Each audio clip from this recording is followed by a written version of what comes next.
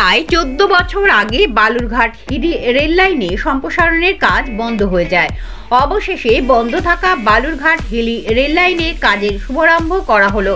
রবিবার দুপুরে দক্ষিণ দিনাজপুর জেলার হিলি থানার আপৈত্তর এলাকায় যমুনা নদীর অর্ধসমাপ্ত রেল ব্রিজের কাজের জন্য পুনরায় শুভারম্ভ করা হলো।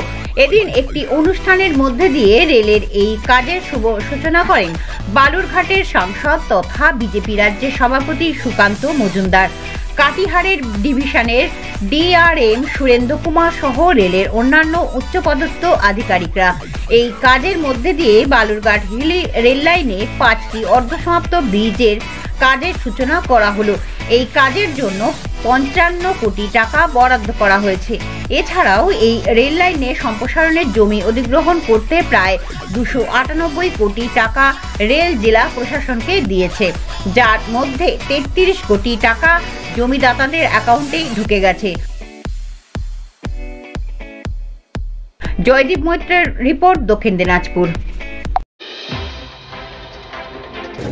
आज यह प्रोग्राम जो बालूरघाट हिली रेलवे प्रोजेक्ट था उसके पुनरारंभ का दिन है।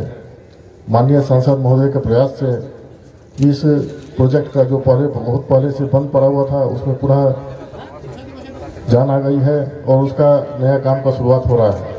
इस अवसर पर जो बालूरघाट हिली प्रोजेक्ट था उसके कार्य का शुभारंभ माननीय सांसद जी के हाथों से होगा।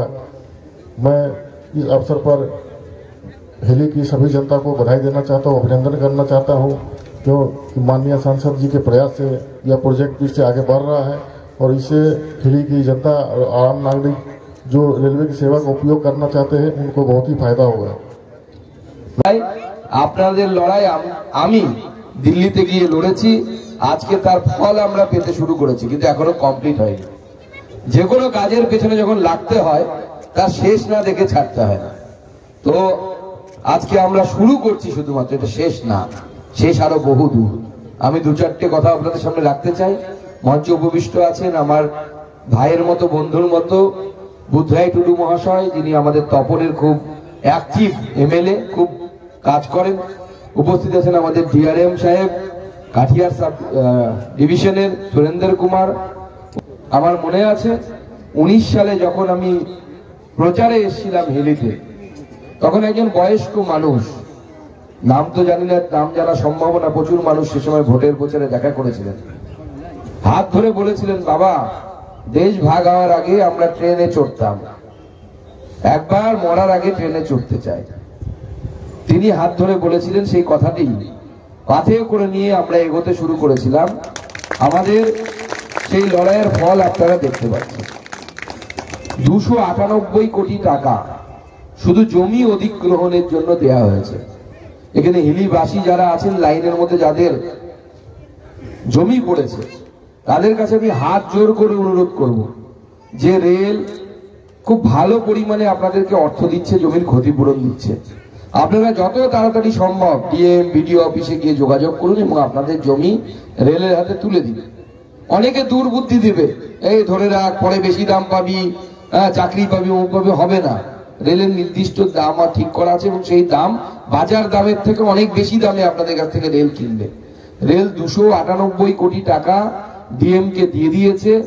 ডিএম ভিডিওর মাধ্যমে জমি করছে। কিছু লোকের অ্যাকাউন্টে पैसा भी घुस गया है ना, कुछ लोगों के अकाउंट में पैसा भी घुस गया है, तो पैसाও ঢুকে গেছে কিছু লোকের অ্যাকাউন্টে। 33 কোটি টাকা ঢুকে গেছে। তো যাদের এখনো ঢোকেনি তারা বিডিও অফিসে যোগাযোগ করবেন, আমাদের সাথে যোগাযোগ করবেন। আমরা লিস্ট নিয়ে রেলের কাছে পৌঁছে দেবো, ডিএম এর কাছে পৌঁছে দেবো। যাদের ঢোকেনি, জমি দিতে রাজি আছেন অথচ টাকা ঢুকছে না যাদের, তারা আমাদের সাথে যোগাযোগ করবেন। এখানে প্রচুর স্থানীয় মানুষ আছে। আর আজকে আমরা যেটা উদ্বোধন করছি, এরকম 5খানা ব্রিজ আছে আমাদের বালুরঘাট থেকে হিলি। সেই 5খানা ব্রিজের কিছুটা কাজ হয়ে আছে, আপনারা দেখেছেন। আজকে যে কাজের উদ্বোধন হচ্ছে তার বাজেট হচ্ছে 55 কোটি টাকা। এই বাজেট আলাদা, জমির জন্য 298 কোটি টাকা আলাদা, এখানে 55 কোটি টাকা শুধুমাত্র ব্রিজের জন্য। শুধু তাই নয়, আমি বলছি আরো যত টাকা লাগবে হিলি অব্দি ট্রেন পৌঁছতে, তত টাকাই মোদিজিকে বলে আমি আনার ব্যবস্থা করব। টাকার অভাব হবে না, শুধু জমিটা আপনারা দিন। 1 মেট্রিক টন পাঠাচ্ছেন অযোধ্যাতে, কেন, কি যাচ্ছে, কেন যাচ্ছে? দেখুন, আমাদের এই জেলা চালের জন্য বিখ্যাত। গোটা ভারতবর্ষ থেকে ভগবান রামচন্দ্রের যে মন্দিরের প্রাণ প্রতিষ্ঠা 22 তারিখ এবং তারপরে ভগবানের যে পুজো অর্চনা, তার জন্য গোটা ভারতবর্ষ থেকে দান সামগ্রী আসছে। তা আমাদের জেলার সবথেকে বিখ্যাত চাল গোবিন্দভোগ চাল, যা আমরা বাঙালিরা ঠাকুরের ভোগ রান্নার সময় খিচুড়ি তৈরিতে ব্যবহার করি, সেই 1001 কেজি চাল আমরা গোবিন্দভোগ চাল পাঠানোর ব্যবস্থা করলাম।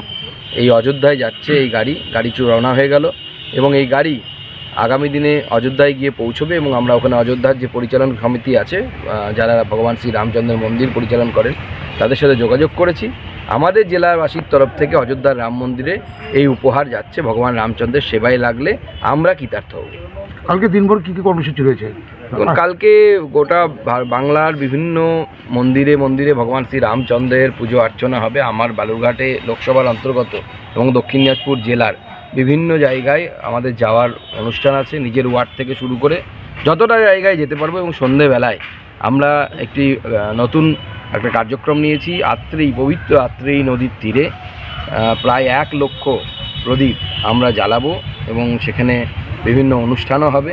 সন্ধ্যা আরতি হবে, আত্রেয়ী নদীর আরতি, যেভাবে ঠিক গঙ্গা আরতি হয় সেইভাবে মা আত্রেয়ীর আরতি হবে, কারণ এই আত্রেয়ী হচ্ছে এই জেলার প্রাণ।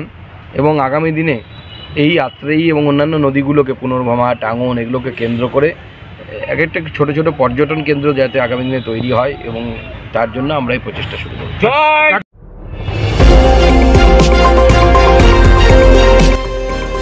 আমার বাংলা, সঙ্গে থাকুন, সঙ্গে রাখুন। আমার বাংলা।